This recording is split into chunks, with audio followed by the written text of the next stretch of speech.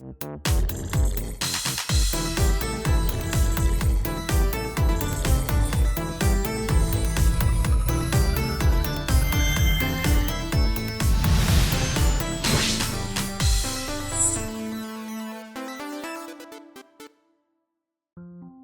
everyone, Andrew here with Ellen McLain, voice actor extraordinaire who you may remember from hit games like Half-Life 2, where she played Overwatch, or the Portal series as GLaDOS. So without further ado, let's not keep our guests waiting. Ellen, thanks so much for letting me interview you today. Well, Andrew, thank you. I'm very pleased to be here. Aw, thank you. So my first question is, how long have you done voice acting for? Like, how long's your career been? Well,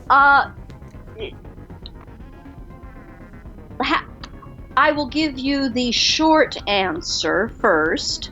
Okay. I got a voice demo in 2002 because my husband, John Patrick Lowry, who is the voice of the sniper in Team Fortress 2, among other things, told me it was time. And I argued with him and said, no, they'll never use my voice. No, they want men. No, I won't get any work. Well, of course I was wrong. So that's the short answer. But I actually did some voice acting back in the day for WFIU, which is the NPR affiliate at Indiana University in Bloomington, Indiana. Okay. And John and I were both DJs on the station, literally spinning records. Oh, nice. Did that. And the people at the station, you know, since John and I have always been actors, they used us to do some promotional commercials for weekend radio from Cleveland and shows that were going to be aired through WFIU and local programs. So I actually had done a little bit of commercial work, but it wasn't until 2002 that I really said, okay, I'm going to try this. Nice. Well, that's good to know. So what was your first, let's be more specific, first video game you voiced in? Well, that was Team Fortress 2, wasn't it? Well, I guess I could look up IMDb. It was either The Administrator or it was Overwatch. And I can't remember which one it was. But I did one of those first. That's good. So let me ask you, what is your favorite part of voice acting? Well, the acting. You know, creating a character and finding out what that character wants and going for it and becoming the character. Okay. So do you typically create the character yourself, or are you given guidelines on what the character should be feeling? Oh, well, you know, when you get copy for a game, it's just a list of lines. Nowadays, of course, you're shown the artwork of what the character looks like. So when I, you know, made the recordings for Broodmother in Dota 2 and Death Prophet in Dota 2, although the characters actually ended up looking a little bit different, they showed me artists' renderings of what the characters were going to look like. And of course, Broodmother was this big, hairy spider. So I came up with this creature, you know, Mother knows best with this sort of lateral lisp. You know, yeah. I wanted it to sound inhuman, not mean, but, you know, just not human. I didn't want it to sound human. Death Prophet, of course, sounds more Middle European, who kind of travels through Europe back toward France. And the story on that accent is when I auditioned for Death Prophet, I did do a Middle European accent, And when I got to the studio, they told me, well, actually, another character is kind of using this accent. Can you do French? Well, so my accent kind of migrated west a little bit. So basically, what I say about Death Prophet is she's Eurotrash. Oh, okay. So you're given a lot of creative freedom on these characters. Well, at Valve, certainly the director and the producer and the writers, they have their input, trust me. But they're also such wonderful collaborative artists that they allow the actor, to do their own input. And, for example, on Portal 2, with J.K. Simmons as Cave Johnson and Stephen Merchant as Wheatley, both of those actors are wonderful improvisers. So a lot of what those two characters say is the actor's improvisation. Really? Now, Valve was always open to me improvising a bit too, but I'm not the improviser that Stephen Merchant and J.K. Simmons, that they are.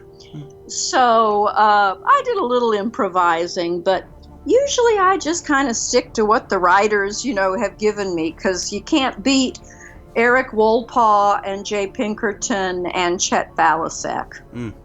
So true. So, do you typically get these scripts late in the game's creation, or is this some sort of early on?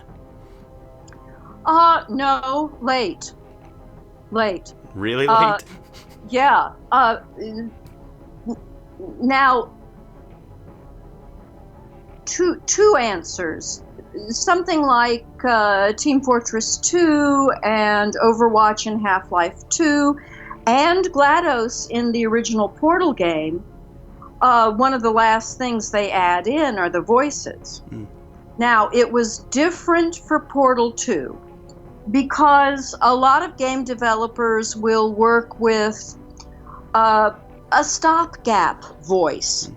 Maybe someone in the company who will just read the lines at the right tempo so that the visual artists and the developers can make the game, and then they put in the actor later at the end. But they didn't do that on Portal 2 because the developers told the writers, no, we want Ellen right from the start. And since the whole plot changed in the 10 months that I was recording for Portal 2. So for Portal 2, I recorded over a period of about 10 months. Wow. The story changed. Really? And they had me in at least every 2 weeks to be recording things. And because the developers had gotten so used to my voice and my take on the character that they didn't want to listen to anybody else. They figured that, I'd be doing something weird, and they wanted to have that weirdness. Yeah, that makes sense. Is there any way you can elaborate on, specific examples of how the story changed? Well, they had initially thought that Portal 2 would be a prequel. And although there is an aspect of, things that happened before Portal, with Cave Johnson and Carolyn, really the main arc of Portal 2 is a sequel. Yes. But they had thought about having the whole thing be a prequel, but I think they came up with a great game. Oh, for sure. Portal 2 is one of my favorites. So that's really interesting. So basically the part of the game, and for the viewers who haven't played Portal 2, which you should, there's basically a part of the game where you're playing through kind of an older version of Aperture, and you kind of hear Cave Johnson before GLaDOS was created. So you're saying that was at the original and the beginning, that was kind of going to be the whole game. Well, I don't know if it was going to be the whole game. but I will. It was in my conversations with Eric Wolpaw before we actually started working on it. And Eric, I can tell you now, of course I couldn't have told you this back then, but Eric did say to me that, they were looking at a prequel aspect, and they were looking, and he showed me just a few artist renderings of sort of Aperture Science before. So there was that idea floating around. And in a creative process, there are lots of ideas floating around that people weigh and use part of or discard. And but Eric had shared that with me before I started my work on Portal 2. See, my whole channel thrives on stuff like that, things that are cut, things that just don't make it into the game. So that's super interesting to know. Well, I think it's very interesting. Now, this is my side of the conversation, so ultimately you should ask Eric Wolpaw, if I am remembering correctly, because I am an old woman. And this was a long time ago. Well, I may have to interview him too if I can find his contact information. Well, just write Valve. They can put you in contact with him. Eric is a great guy. So is Jay Pinkerton, and so is Chet Balasek. Awesome. They are wonderful, funny, creative. I love them. Awesome. Well, I'll totally do that. So, to kind of bring this around to GLaDOS, how exactly did you get into this character? Because GLaDOS is typically kind of a emotionless, but yet witty and very funny in its own way. How did you get into that character? How did you make that work? Well, it started literally because I was supposed to sound like the computer-generated voice. They were using this computer-generated voice for the computer voice in Portal. They realized it was copyrighted, and it would have cost them money to, have to pay the owners of this generated voice. And Valve realized it was cheaper to hire an actor. And then ultimately, because of course the voice of the computer starts out, as a game prompt. And the computer is helping you, get through the game, etc., etc. But as the game goes along, you realize that this computer is an undependable narrator. Yeah. GLaDOS is lying to you. Exactly. And so the stranger GLaDOS gets, the more they actually needed an actor to have that kind of two-sided thing, an automatic response from the computer, but this snide attitude from this very lonely creation. And I think it did take, so all along I was trying to sound like this computer-generated voice, and they would play, Bill Van Buren, the producer, every time I needed it, he would play that computer-generated sound for me again, so I could, Aperture Science, bring your daughter to work day, that kind of, I haven't practiced that sound in a while, but that kind of idea. And he would play it for me. And then, of course, after the morality core is destroyed, I came up with a different sound. And that happened in the studio with Bill Van Buren. I'm sure Eric was there. Jay might have been there. Kim Swift was probably there. And I just tried different sounds. How would GLaDOS sound after she lost the morality core? And that's why it became killing you and giving you good advice aren't mutually exclusive.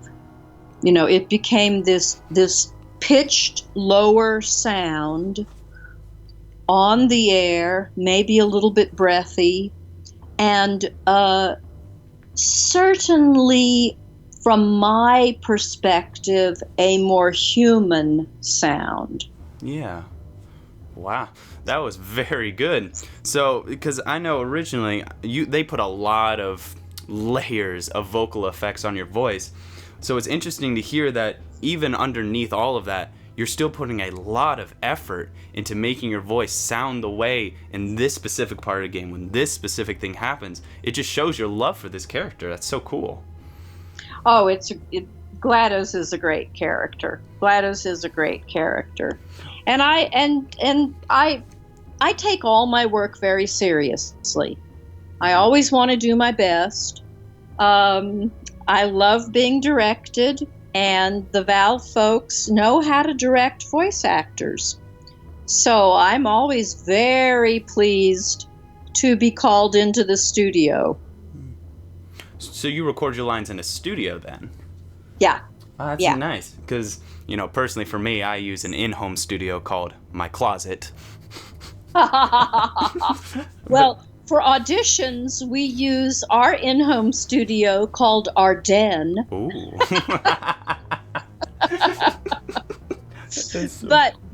But when we actually make recordings, we go to a studio. We go to a studio here in town in Seattle, or we go to Valve, or we go, you know, John has worked with Bungie, you know, my husband. Yeah. And so, you know, we're not going to engineer anything with as high a quality as professional engineers are going to do.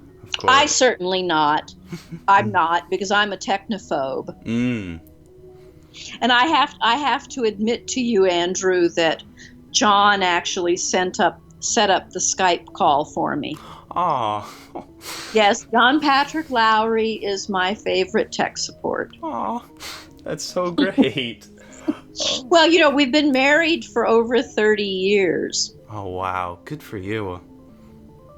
We have fun. That's great. It sounds so much fun. Oh, man. Because he does a lot of voice acting, too, doesn't he? So you guys, do you typically work together in games? Well, we have only been in the studio once together, and that was for Valve for Left 4 Dead. Because, you know, it was during our recordings for Team Fortress 2 that they even realized that we were married. Really? Because, you know, he's John Patrick Lowry, I'm Ellen McLain. And at one point, they had called us into the studio in consecutive, you know, sessions. And so I had finished my session, and I said, "Oh, you're going to work with my husband next." And they said, "Oh, who is that?" And I said, "Well, it's John Patrick Lowry." Just thinking, you know, they'd know. Well, they thought that was a riot. So when they did Left 4 Dead, they hired us to be the bickering married couple on the houseboat radio. So when you get to Left 4 Dead, and if you get to the houseboat, and you can talk to these people who are on the houseboat radio, and my husband is saying, "Oh yeah, you know, we'll come help you," and I'm saying, "No, there's zombies there. No, we're not going to come." You know, so John and I are bickering, and we actually did that in the studio together. And I did improvise because I know how to argue with my husband. That's a skill that doesn't come in handy too often. Oh, you'd be surprised. Really? See, I'm not married. I wouldn't know. You know, speaking of your husband, I remember I looked through Portal 2 and kind of researched it a bit on kind of things that were cut from the game. And I remember one specifically. It was a cut song called "Don't Say Goodbye," And if I remember, I saw a video, and I think it was actually on your husband's YouTube channel. But it was you and your husband playing the song, him on guitar, you singing, and I'll play it in the background here so that people can hear. What can you tell us about this song? Well, that's a song that I wrote in the bathtub. Oh. And while we were, it just came to me. And while we were making Portal 2, we just, John and I made a little home recording, here in the den. And we offered it to Valve and said, well, we've got this little song. Ellen has written it. And John, of course, arranged it. And he plays it on the guitar so beautifully. And we offered it to Valve, just our little home recording, to have, if they wanted to have an Easter egg. But they didn't. They decided not to use it, which was fine. They know what they're doing. But later on, when John and I did an interview for Vice,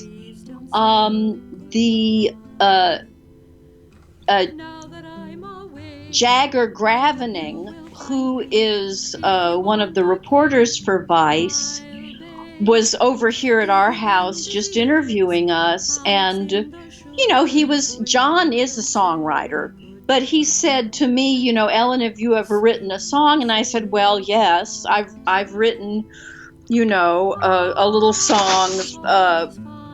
I actually call it GLaDOS song. Oh. And Jagger said, oh, well, let's include it on the Vice, interview. And I said, oh, no. No.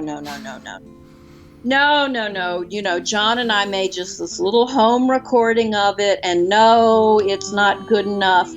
Well, Jagger, God bless him, Jagger, took us to a recording studio in town, a professional recording studio. Wow. And paid to have our song recorded. And because I was satisfied with the recording quality of the song, I said, okay, yes, you can use this with the Vice interview. And I'm so glad that Jagger convinced me, because I like that little song, and I particularly like the way my husband arranged it. And I think it shows a side of GLaDOS that is not often seen, because I do feel that GLaDOS is very lonely. And my little song, I think, addresses her feelings. Wow. I mean, it is a beautiful song. I listened to it on repeat multiple times. Oh, thank you, Andrew. Thank you. Honestly, maybe Portal 3. Maybe they'll put it in there. Maybe so. Yeah. Maybe so. Your mouth to God's ear. While we're on the subject of removed stuff in Portal 2, there's actually a ton of your voice clips that were removed, and, I'm sorry about that. There's so many. But one in particular caught my interest. It was one with you as Caroline, screaming at Cave Johnson saying, I don't want this. Sir! Mr. Johnson, I don't want this. I don't want this. No, listen to me. Sir, I do not want this. Now, rumors say that it was Caroline being forcibly turned into AI, but it was removed in the end for being too dark. Is there anything you can say about these lines and what that scene was about? Well, I recorded, like I said, for Portal 2, I was going in every 2 weeks at least, sometimes every week, to record all sorts of stuff. And, I always recorded everything that they wanted me to record. I'd have the copy on the music stand in front of me, and I would record everything that they wanted. I certainly didn't say, oh, use this, but don't use this. that wasn't my job. My job was to create these characters, to create Carolyn, Mm-hmm. to create GLaDOS, to create the turrets. I love doing the turrets. I love the turrets too. Yes. But the writing, they have writers who will take care of that stuff. So Andrew, I recorded all kinds of stuff. The things that ended up in the game, I'm much more familiar with, because like I said, this was back in 2010.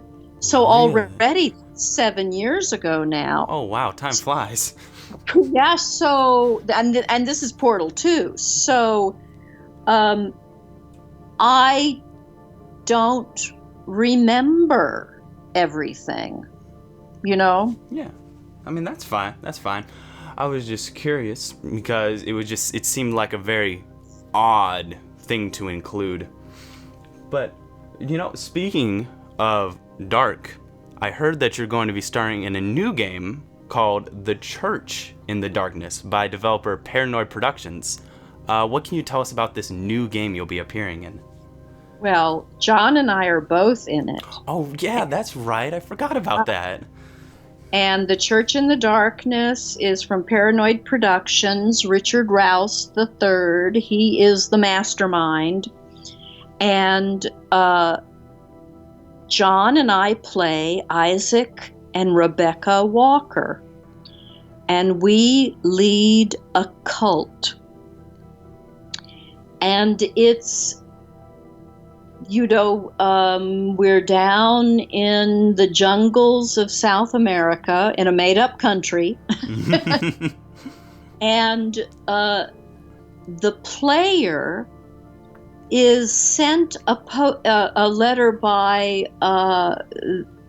their sister saying that your nephew is being held by this cult, and can you go to South America and rescue your nephew? And the player doesn't know whether the cult is good, the cult is bad, the cult is apocalyptic, if your nephew is happy, if your nephew is sad, if your nephew is there under duress or of his own free will. And the game is procedurally generated. A young friend of mine, my dear friend Cody Jones, told me, think Metal Gear with morals. Oh. So every time you play the game, it changes. Like story-wise? Well, yes. How the game ends. Yeah, it changes. Wow, that's incredibly interesting concept. Well, Richard Rouse. Richard Rouse the third. I should add the third. I'm so impressed by that. What other games has he worked on in the past? He worked for Humongous, and that would be a really good question for my husband, John. Oh, that's fine. And Richard, I'm sorry, but Andrew, I don't know games. I know what people tell me. That's funny. That's what I know. But John, with all of these different endings of the game, Richard asked John to write some songs. So every time you play through the game, you're going to get a different song. Oh, so your husband's doing the songs in it? Yeah. Wow. And some of them are old religious songs, but 5 of them are songs that John has written. And John and I, some of them are duets and some of them are solos, and John and I, are the singers. And John, of course, he's playing guitar, he's playing banjo, he's playing 12-string. My husband is quite the Renaissance man. That must be so much fun. Well, yeah, it's kind of like living with a genius. Oh man. Well, you have enough talent to match that, I would say. Well, I am an interpretive artist. Oh. My husband, and of course Richard Rouse III, and those folks at Valve, they are creative artists. I am an interpretive artist. You have to give me something that then I can interpret. But other than my one little song, I'm not really a creative artist. That's very interesting. I actually hadn't heard it that way. That makes sense. Yeah. Wow. Yeah. So let me ask you, how did you get involved in this game? Because John had worked with Richard on other games. And that's where, I'm just drawing a blank. I can't remember what games it was, but I know it was through Humongous. And they hit it off. And so Richard called John and said, hey, I'm thinking about this new game, and, would you and Ellen be interested? And Richard, sort of talked through the premise, this cult, etc.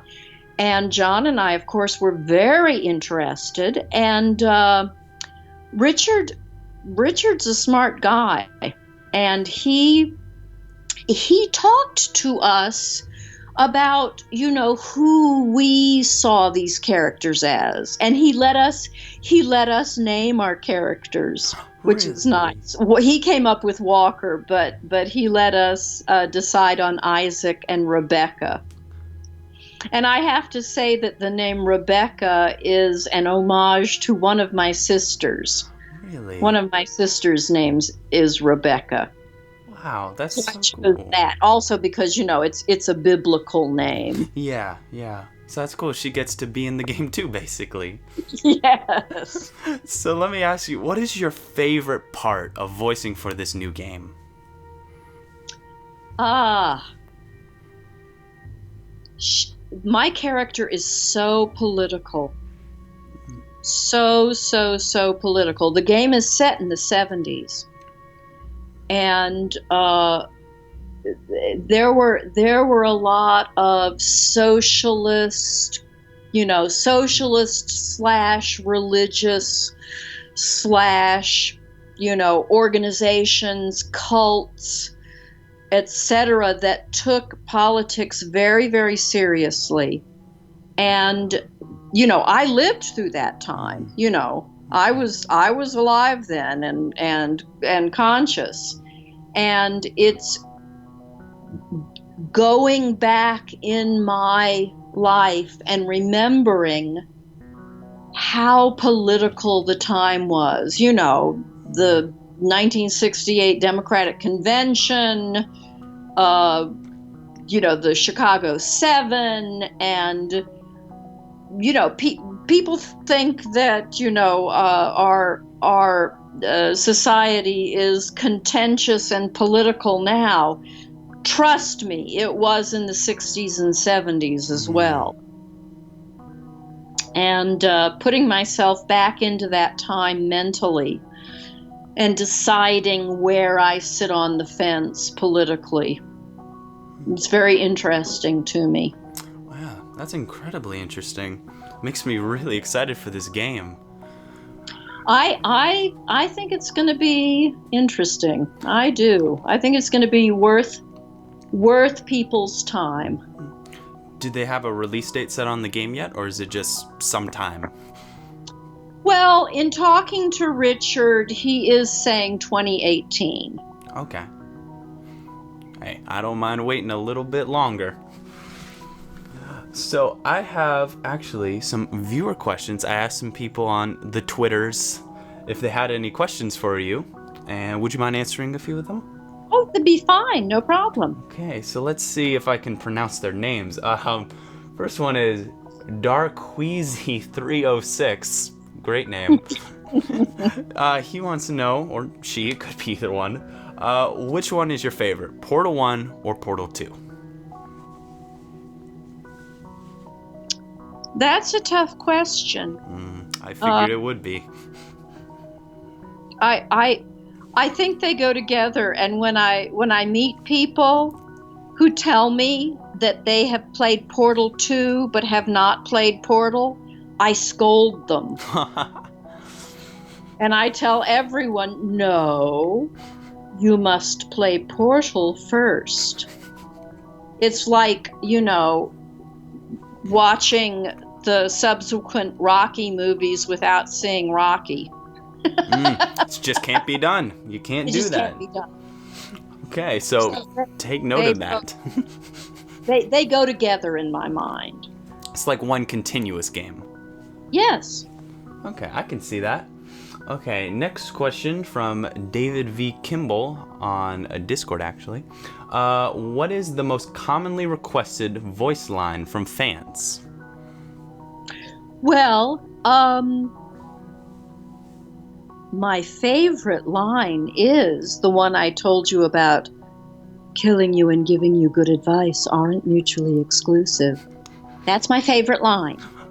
But the one that I do a lot is, we're a lot alike, you and I. You tested me. I tested you. You killed me. Oh, wait a minute. I guess I haven't killed you yet. Well, food for thought. And then they like to be called monsters. Oh, that's hilarious. That was so good. And with the Skype compression on the audio, that just worked perfectly. Well, there you go. Yeah, you should start recording your lines for GLaDOS through Skype calls. I could. Yeah. I could start a business, Andrew. Exactly. I can record your voice lines through Skype, half price or twice the price for the feature. Okay, next question is from the 23rd Gamer. He asks, is it weird to hear your own voice when playing Portal? Well, I've watched my husband play Portal, and I have a wonderful young friend named Frank Kaufman, who just graduated from high school. Hey. Congratulations, Frank. Congratulations, Frank. And Frank took me most of the way through Portal 2 because I'm not smart enough to play those games. Aww. So he took me through it, and he would say, now listen to this line, Ellen. I love this line. Listen to this line. So my friend Frank took me through the game so I could hear how, sarcastic I am and passive aggressive. That is so great. That's so great to hear.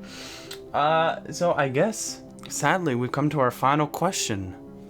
No. Oh, what's that? Oh, it's what piece of advice would you give to someone who really wants to get into voice acting? Take an acting class. Take an acting class because it's voice acting. And acting is a series of skills that you can learn from a good teacher in an acting class. And it doesn't matter if you are doing it on stage or on television or on film or just your voice. It's all acting. And as actors, we are creating believable characters who all want something. So take an acting class. Wow. And move out from there. Yeah, that's a really good answer. I remember I've always wanted to voice acting myself, but I've never really, to be honest, I kind of started YouTube in hopes that future-wise, someone would hear my voice and be like, I want that person in a something, anything really.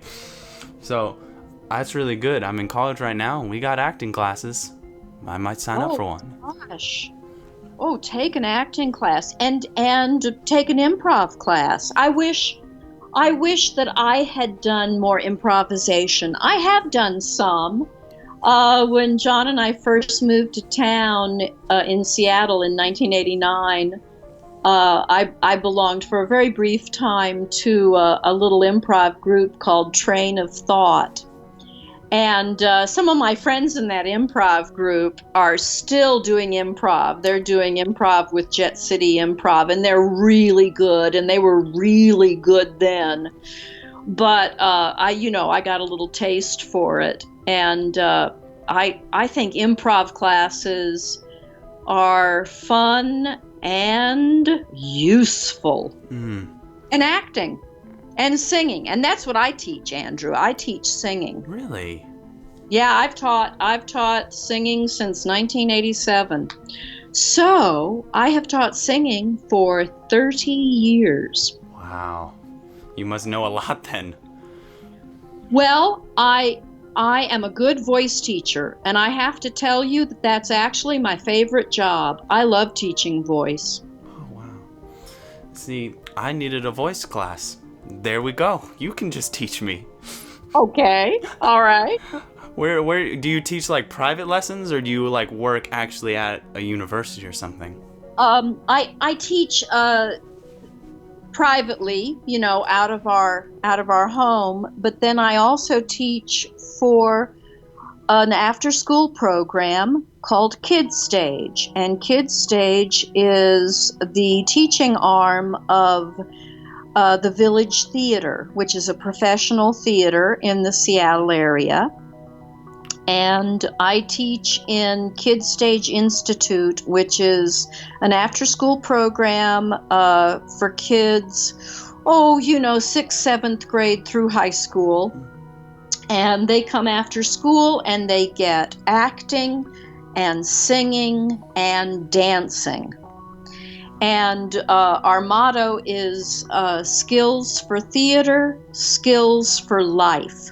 And it's true, because theater is a team sport. So you really learn how to work with people when you're developing skills in theater and singing and dance. I actually had an after-school program just like that when I was younger. Yeah, it's so much fun. Where were you? Where were you growing up? I grew up in Kentucky, and we had this little children's theater downtown, and we would go there. I was actually homeschooled, so after my school was done, which was really any time, we would head down to the children's theater, and we would, it was kind of like a camp, to be honest, where we would go there for a few hours a day for a week straight, and we would learn and rehearse an actual play. And then it was like a group of 20, 30 kids, and we'd all come out and we'd do things like Willy Wonka and the Chocolate Factory, The Lion, the Witch, and the Wardrobe, classics like that. It's honestly some of my best memories. Well, it is fun, and don't you think it gave you the skills of working together with other people to create a product? Oh, for sure. I learned a lot from those. That's great, Andrew. I'm from Nashville, Tennessee. Really? My dad lived around there when he was younger. Well, I am from Nashville. But of course, I haven't lived there for a long time. But you still have your roots there. Yes. Well, that's great to hear. All right, well, I guess sadly we got to wrap this up. Well, I am so pleased that you wanted to interview me, and thank you so much. And I hope people will keep their eyes open and peeled. The Church in the Darkness is going to be available on all game-playing platforms. Am I saying that correctly, Andrew? That's perfectly fine. That's great. So yeah, guys, make sure to look out for that in 2018, hopefully, fingers crossed. And Ellen, thank you so much for letting me interview. This has really been a treat. Well, Andrew, you are so welcome, and it's been great fun for me. All right, well, you have a great day, okay? Okay, bye. All right, bye.